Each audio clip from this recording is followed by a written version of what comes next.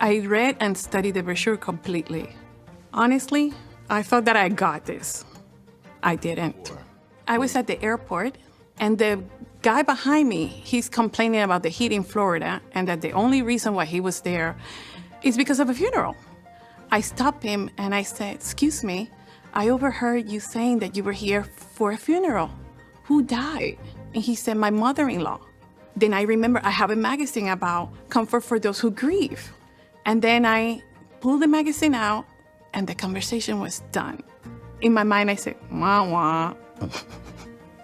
He ain't gonna talk no more. He didn't. I don't want to be that obstacle.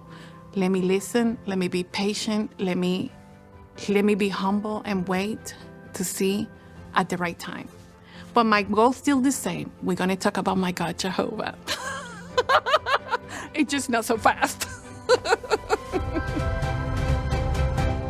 So this was another highlight for me from the 2024 annual meeting. Otherwise, I must say, a fairly dull affair. There really wasn't that much going on in this year's annual meeting that took my interest. So every time that there was something interesting going on, and in this case, someone being interviewed who just had a little bit of energy and authenticity to them, it just kind of piqued my interest. So we've just been hearing from Maria Dill, and this particular montage is focusing on the fact that Jehovah's Witnesses are moving away from scripted presentations, and they are being asked to have a more engaged approach with those they're trying to recruit into the organization, and to listen to them and try to use their teaching toolbox in, I guess, a more subtle and less scripted way.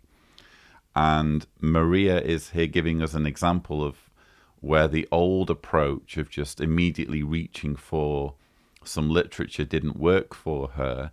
Well, I think the main problem was that she was trying to exploit someone's death as an opportunity to recruit into her religion. I think that's probably the main problem. It wasn't the way that she did it, it's the fact that she was trying to use that situation at all.